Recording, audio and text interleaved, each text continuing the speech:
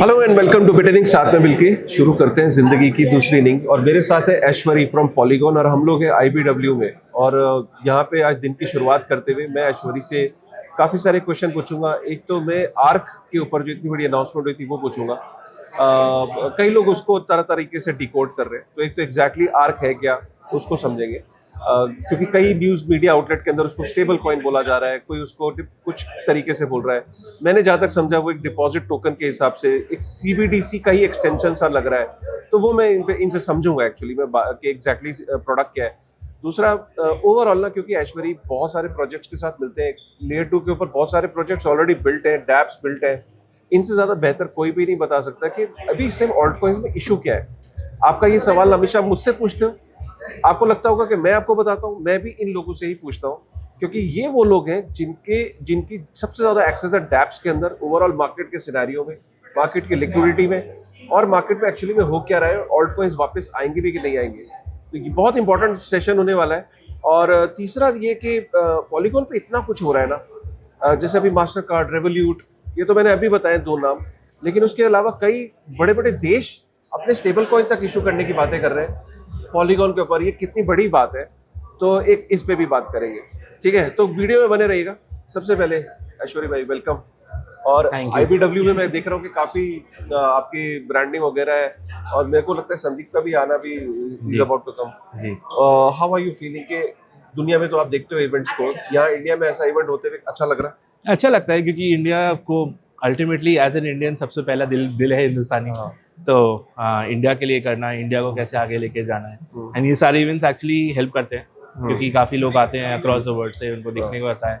Next year हम लोग डेक्स connect host कर रहे हैं एक्चुअली, तो उसके लिए a lot of preparation is going. तो बहुत सारे लोग एक्चुअली इस बार इसलिए आए हैं कि दे वांट टू सी क्या मार्केट है, ताकि वो अगले साल डेफ कनेक्ट पे कैसे उनको स्पेंड करना है या कैसे उनको पोजीशन करना है अपने आप को इंडिया में, वो सारी चीज़ें कर सके। तो ये बहुत अच्छा एक इवेंट है जो ये सारी चीज़ें हेल्प करता है समझने में। राइट।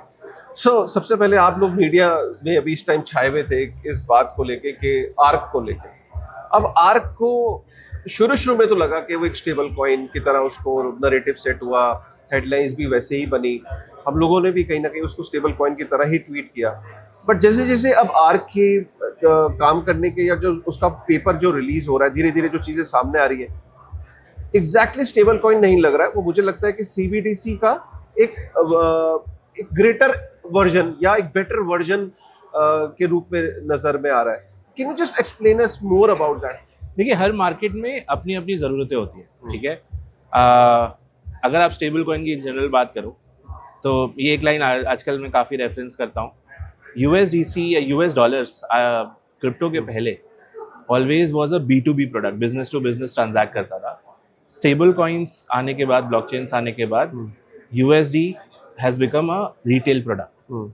आप होल्ड करते हैं, हम होल्ड करते हैं, सारे लोग ऑलमोस्ट यहाँ पे जितने लोग आए होंगे मोस्टली सब लोग USD in the form of some stable coin hold करते होंगे एक्सचेंजेस पे या अपने वॉलेट्स पे। तो उससे क्या हुआ, अगर आप रे डालियो की थ्योरी देखेंगे तो रे डालियो की थ्योरी बहुत अच्छी थी कि how sovereign Nations go up and how they go down, and petro dollar की जो डिमांड थी वो एक्चुअली में बहुत कम हो रही, लेकिन अचानक से एक ब्लिप हुआ उसमें और ये यूएस स्टेबल कॉइन्स क्रिएट हो गए।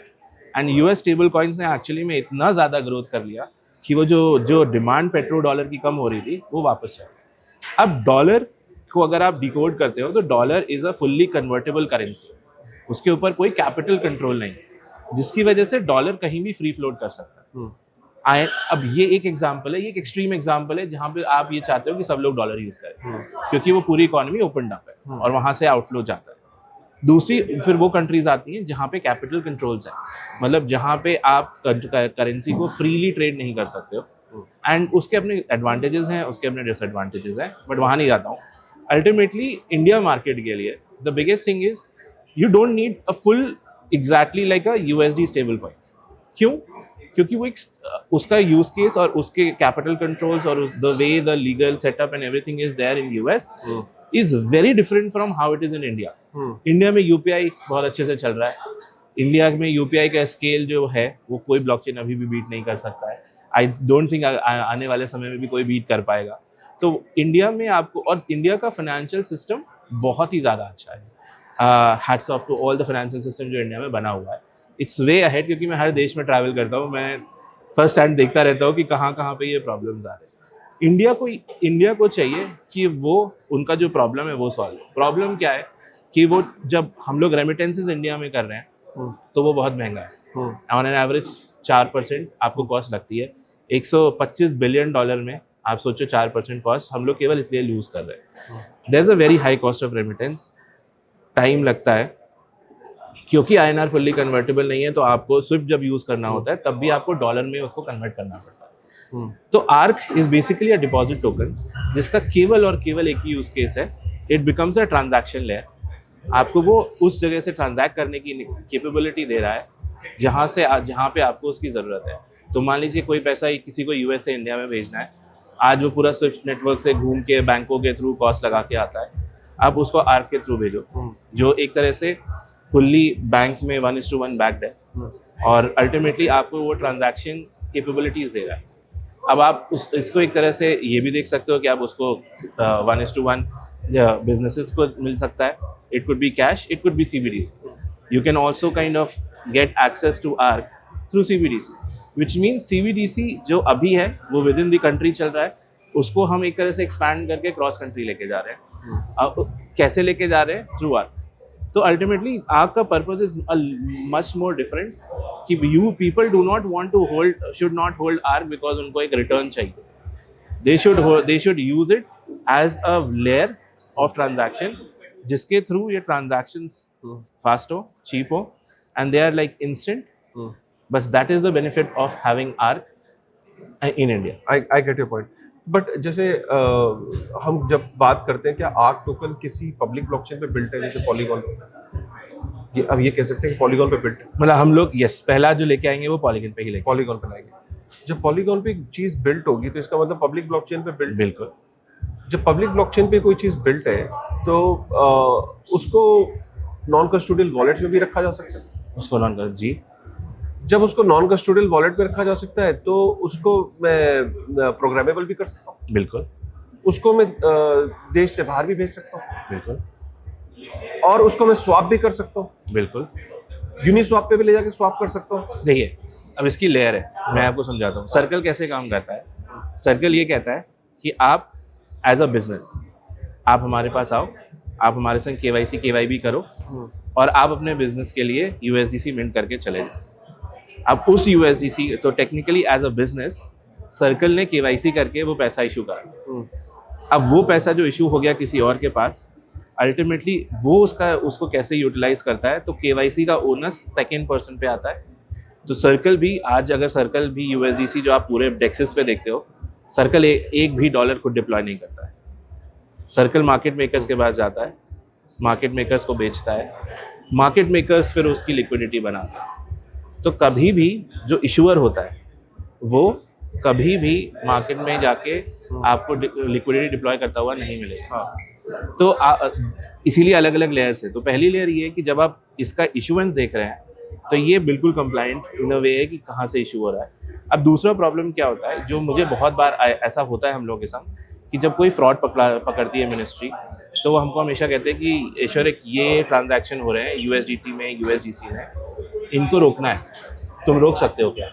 एज अ डिसेंट्रलाइज्ड ब्लॉकचेन हम नहीं रोक सकते। तो हम बेसिकली उनको कहते हैं कि आप टेदर से कनेक्ट करो, हम उनको सर्कल से कनेक्ट कराते हैं। लेकिन प्रॉब्लम क्या होती है कि because Circle and Tether are not India में रेगुलेटेड, तो उनका ये जो टाइम टू स्टॉप और फ्रीज होता है रिलेटिवली थोड़ा ज़्यादा होता है, क्योंकि अब यहाँ इंडिया में सुबह हुई है, एल सैल्वाडोर में रात हुई है, तो आप यहाँ से मैसेज भेजोगे वो रात को नहीं देखेंगे, वो सुबह देखेंगे। तो वो एक ह्यूमन वो प्रॉब्लम है कि भाई नहीं देख सकते। उसकी वजह से बहुत बार ऐसा होता है कि पैसा निकल जाता है। अगर ये सेम चीज़ हम इंडिया में इशू कर रहे हैं, तो सबसे बड़ा बेनिफिट क्या है कि रेगुलेटेड बाय इंडिया है, सारे 100% रिजर्व्स बैंक में, एंड अल्टीमेटली ये सारी चीज़ें टाइम टू एक्शन और time to reaction is much faster, क्योंकि हम जैसे ही कर रहे हैं हमको तुरंत गवर्नमेंट ने दिया। आपका कहने का मतलब है कि रेमिटेंसेस इसका सबसे ज्यादा यूज होने वाला है अभी। आपको लगता है कब तक इसको हम देख सकते हैं? 3-4 महीने में, 5 महीने? हम लोग इसको Q1 में कोशिश कर रहे हैं कि लेके आए लाइव। आप ये कह रहे हो कि रेमिटेंस की जो $130 बिलियन की हमारी जो मार्केट है, जो इंडिया में आता है, उसको हम डिसरप्ट करने जा रहे हैं। बिल्कुल। वीजा और मास्टरकार्ड खुश नहीं होगा इससे। वीजा और मास्टर कार्ड का इनमें फ्लो नहीं है एक्चुअली में। अगर आप वीजा और मास्टर कार्ड को देखेंगे तो वीजा और मास्टर ये रेमिटेंस है। ये वो लोग हैं जैसे कोई दुबई में रह रहा है वो अपने घर वालों को भेज रहा है, कोई यूएस में बैठा हुआ है वो अपने घर वालों को भेज रहा है। वीजा और मास्टर कार्ड का इसमें इस वाले वॉल्यूम में रोल नहीं। अच्छा, एक बात बताइए, कोई आदमी आर्क टोकन को कहीं भेजना चाहे तो व्हाइट लिस्टेड एड्रेस पे भेज पाएगा? बिल्कुल। अगर आप बिजनेस टू बिजनेस कर रहे हैं तो करेक्ट। अब मान लीजिए आपने एज अ बिजनेस हमसे ले लिया, अब आपको इंडिया के रूल्स फॉलो करने हैं, तो वो आपको ये इंश्योर करना पड़ेगा कि कल को अगर रेगुलेटर आपसे पूछता है कि ये किसके पास है तो आपको बताना पड़ेगा।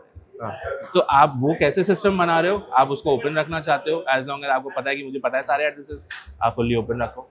लेकिन अल्टीमेटली आपको ये देनदारी आपकी है यार। तो वो आपको डिपेंड करता है एज अ बिजनेस कि आप अपने इकोसिस्टम में यूज करना चाहते हो, आप किसी चीज में भी करना चाहते हो तो कैसे करना चाहते हो। ARC पूरा कन्वर्टेबल है INR में? हाँ, 1:1। 1:1। और एक्सचेंजेस के ऊपर बेस टोकन भी हो सकता है कल को, जैसे INR के पेयर होते हैं? बिल्कुल। लाइक आई थिंक एक्सचेंजेस पे भी एक अच्छी चीज होगी, क्योंकि अभी क्या होता है कि INR का कोई पेयर नहीं है। INR हमको फिएट से कनेक्ट करना पड़ता है, तो there are problems in both. भाई INR कन्वर्जन में कभी फंस जाता है, कभी स्वैप में फंस जाता है, बहुत सारी चीज़ों में एक तरह से प्रॉब्लम्स आते हैं, तो ये सॉल्व करेगा इसे। ऑलराइट, ओवरऑल बात करते हैं, आप इतने लोगों से कनेक्टेड हो इंडस्ट्री में, ऑल्ट कॉइन्स का क्या सीन क्या है जिस हिसाब से इस टाइम जो क्रैश चल रहा है? देखिए 2020 में तो जरा सी भी कोई रिकवरी नहीं देखने को मिल रही, और ऊपर से जो क्रैश हुआ है तो देख रहे हैं कि सबसे ज्यादा जो इम्पैक्ट है वो ऑल्ट कॉइन्स पे ज्यादा हो रहा है। एंड ये होगा। सबसे बड़ी चीज़ जो लोग नहीं समझ रहे हैं, मैं आई थिंक इसके पहले भी किसी से बात कर रहा था तो उनको भी ये चीज़ कह रहा था कि 4 चीज़ें हो रही हैं। पहली चीज़ ये हो रही है कि 4 ईयर साइकिल खत्म हो चुकी है, there is no 4 year cycle anymore. तो वो ऑल्ट और BTC का जो कोरिलेशन था वो जा चुका है। क्यों हो चुका है? क्योंकि कैपिटल जब पहले क्या होता था, जो 4 ईयर की साइकिल थी वो इसलिए बनती थी क्योंकि बिटकॉइन से पैसा ऑल्ट कॉइन्स में आता था, क्योंकि वो मार्केट में क्रिप्टो में पैसा था।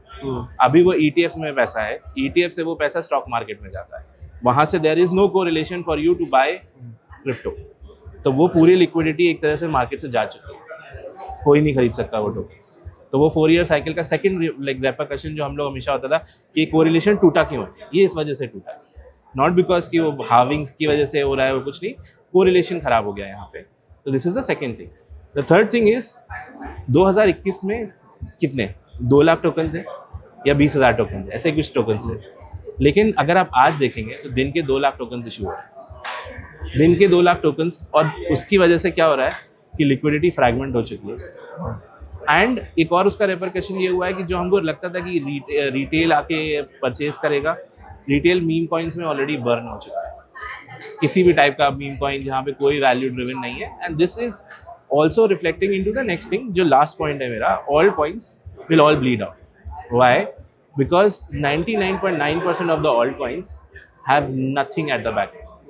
No revenue, no business, no utility. तो हमने जब ये बोला था कि institutions आएंगे तो हमारा अपना बैग हम सब कुछ पंप होगा, भाई institutions are there, they have the money, they want to buy, but आपको एक तरह से ये चीज़ दिखानी पड़ेगी कि भाई आपकी यूटिलिटी टोकन की कैसे अक्रू है। लेकिन पिछले 6 महीने में अगर आप देखोगे बहुत सारे जो एक्विजिशन हो रहे हैं, तो अल्टीमेटली टोकन होल्डर्स को तो कुछ नहीं मिल रहा है, लोग IP खरीद ले रहे हैं और टोकन को छोड़ रहे हैं। तो ये तो मतलब और नेगेटिव सेंटीमेंट्स ही क्रिएट कर रहा है। तो अल्टीमेटली सारे ऑल्ट कॉइन इसलिए ब्लीड आउट कर रहे हैं क्योंकि सब ये कह रहे हैं कि भाई क्यों खरीदूं मैं तुम्हारा टोकन, तुम्हारी इक्विटी भी अटैच नहीं है उससे, तुम्हारे वोटिंग भी अटैच नहीं है, तुम खुद भी खरीद नहीं रहे हो अपना टोकन, तो हम क्यों खरीदें। सो वो रैशनल बहुत इंपॉर्टेंट है। और इसी वजह से अगले 2 साल में क्या होगा कि बहुत सारे लोग या तो ये चीज़ समझ चुके हैं और उसके लिए काम करना शुरू कर चुके हैं। तो ये शॉर्ट टर्म रहेगा, 6 महीने 8 महीने, फिर वो रिकवर कर जाएंगे क्योंकि वो एक ये हाइपर लिक्विड की तरह कुछ ना कुछ मैकेनिज्म्स क्रिएट कर देंगे। लेकिन 99.5% ऐसे ऑल्ट कॉइन्स है जिनकी वैल्यू 0 जाएगी क्योंकि they will not be able to figure out. अच्छा, अगर हम इस पैरामीटर पे चले कि ऑल्ट कॉइन के अंदर जो पर्टिकुलर प्रोजेक्ट है उसका प्रोडक्ट अच्छा होना चाहिए, रोड मैप अच्छा होना चाहिए, फाउंडर्स अच्छे होने चाहिए, ट्रैक्शन होना चाहिए, रेवेन्यू होना चाहिए, उसके ऊपर दुनिया भर की जो डैप्स हैं, जो इंस्टीट्यूशंस हैं, नेशंस हैं, वो उसको अडॉप्ट करें। पॉलीगॉन के साथ ये सब कुछ हो रहा है। बिल्कुल हो रहा है, बिल्कुल। और मुझे लगता है कि अगर हम ऑल्ट कॉइन्स की जितने भी ऑल्ट कॉइन्स को उठा लें, उसमें सबसे ज्यादा ट्रैक्शन, सबसे ज्यादा मैं देख रहा हूँ nations have started adopting Revolut, Mastercard.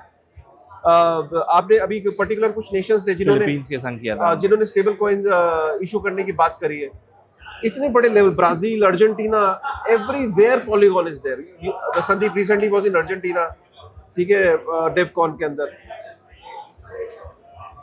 तो ये वाली थीसिस इधर क्यों अप्लाई नहीं हो रही? ये भी सेम चीज, ये भी ऑल्ट कॉइन की तरह, बाकियों की तरह ही ट्रीट हो रहा है जैसे हो रहा है। मार्केट, दो चीजें बताऊंगा इसमें, मार्केट कभी भी रैशनल नहीं होता, मार्केट सबको एक जैसे देखता है। सेंटीमेंट इस टाइम आप टॉप 50 कॉइन्स उठा लीजिए, टॉप 50 कॉइन्स में कितने कॉइन्स आप खुद ही नेम कर देंगे कि ये 50 में नहीं होने चाहिए। तो market is always sentiment driven. तो पहले वो सेंटिमेंट ड्राइव होगा तो सब की लगेगी, फिर जब वो थोड़ी क्लैरिटी आएगी तब वहां पे एक तरह से एक्चुअली में लोग एनालाइज करना शुरू करते हैं। पॉलीगन में एक चीज की कमी है जो मैं अपफ्रंट बोलता हूँ, रेवेन्यू है बट बहुत कम है। क्यों? क्योंकि रेवेन्यू की साइड पे हम लोगों ने अभी, और वो नॉर्मल है एज अ स्टार्टअप, जब आप स्टार्ट करते हो और स्केल करते हो, कोई भी फिनटेक ले लीजिए इंडिया में, तो हम लोग कुछ अलग नहीं किया है काम में। उनको डिस्ट्रीब्यूशन चाहिए होता है, डिस्ट्रीब्यूशन की एक कॉस्ट होती है, कॉस्ट ऑफ एक्विजिशन होती है। पॉलीगन ने वो स्पेंड किया है to acquire customers, to acquire हमारे कस्टमर्स, ये मर्चेंट्स हैं, ये बिजनेसेस हैं, ये कंपनीज हैं, ये एंटरप्राइजेज हैं, ये कंट्रीज हैं। अब एक तरह से वो डिस्ट्रीब्यूशन लेवल हमारा बहुत ऊपर जा चुका है। अब हम ऐसे पॉइंट पे जा सकते हैं जहाँ पे हमको स्पेंड नहीं करना है टू अक्वायर मोर। अब हमको बिकॉज हमने डिस्ट्रीब्यूशन क्रिएट कर लिया है, now we can command value. But ये चेंज ऐसे एक दिन में नहीं होता। आप आज से 6 महीने पहले जब मेरे से पूछ रहे थे तो आप कहते यार पॉलीगन सब कुछ कर रहा है, करेक्ट? तब आप 6 महीने बाद अगर आप पॉलीगन को देख रहे हो तो आप 6 महीने में ई शिफ्ट देख रहे हो कि भाई हम केवल पेमेंट्स कर रहे हैं, ठीक है, हमारे तरफ से और कुछ भी नहीं जाता है, हम केवल फुल्ली फोकस कर रहे हैं, इसीलिए सारी मैट्रिक्स पेमेंट्स के ऊपर जा रहे हैं। एक चेंज। दूसरा चेंज जो अब ये है कि उस चेंज के थ्रू हम कैसे रेवेन्यू कमांड करके एक्चुअली में टोकन मैकेनिज्म में इम्बेड करेंगे, that is pending on us, which we will do in the next 6 months. अभी भी L1s आ रही हैं, पीछे मोनार्ड को देखा, और भी L1s अभी पाइपलाइन में है। बिल्कुल। L2s भी रुकने का नाम नहीं ले रही। क्या रहा है फ्यूचर, डिस्पाइट द फैक्ट कि मार्केट में जो एक्शन दिख रहा है, मतलब सेंटिमेंट है वो इतना नेगेटिव है? यू थिंक कि काफी सारी L1 और L2 की दुकानें बंद हो जाएंगी? मतलब काफी सारी, मैं कह रहा हूँ 90% की बंद होंगी। अल्टीमेटली एंड में एक ही सर्वाइव करे, दो चीजें चाहिए अगर आपको सर्वाइव करना है, डिस्ट्रीब्यूशन एंड रेवेन्यू। अगर ये 2 चीजें नहीं आपके अगले 2 साल में, there are so many blockchains which will all shut down. Alright, so what is the future plan इस टाइम? कोई ऐसी चीज जो अभी तक पब्लिक नहीं हुई एंड कुछ पाइपलाइन में ऐसी कोई चीज जो आप कहना, मतलब बताना चाहो? मतलब अभी हम लोग, अगर आप देखोगे टेक साइड पे भी, पीओएस में, तो इस साल 4 अपग्रेड्स किए हैं, पिछले 2 साल में इतने अपग्रेड नहीं हुए थे। तो टेक रोड मैप में हम लोगों ने काफ़ी, क्या कहते हैं, जो इश्यूज थे वो सॉर्ट कर लिए हैं।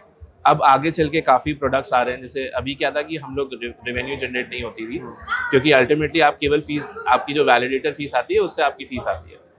अब धीरे धीरे, क्योंकि हमने जो अभी रिसेंट अपग्रेड किया था वीई ब्लॉक का, उससे हमारा ब्लॉक प्रोडक्शन जो एक तरह से है वो केवल टॉप वैलिडेटर्स, एक तरह से स्टेक के बेसिस पे मैकेनिज्म है, आई डोंट नो, अभी मैकेनिज्म में नहीं जाऊंगा मैं, बट उससे एक तरह से हमने एक नया मैकेनिज्म अब जो क्रिएट हो रहे हैं, उससे बहुत सारे ऐसे प्रोडक्ट्स हैं जो अब हम लॉन्च कर सकते हैं मार्केट में, जो सारे मोनेटाइज हो सकते हैं। तो काफ़ी सारे प्रोडक्ट्स नेक्स्ट 6 मंथ्स में आप देखोगे जो आएंगे पॉलीगन की तरफ से, which will be all through which we can monetize. And कौन है हमारे कस्टमर? हमारी कस्टमर्स एंटरप्राइजेज हैं, बैंक्स हैं, फाइनेंशियल इंस्टीट्यूशंस हैं और कंट्रीज। तो हमारा कस्टमर बेस ऐसा है जो एक्चुअली में इन सब चीज़ों के लिए पे कर सकता है। तो वो गुडविल और डिस्ट्रीब्यूशन है। अब लास्ट ये प्रोडक्ट्स को प्लग इन करके रेवेन्यू क्रिएट करके, that is where we have to. Right.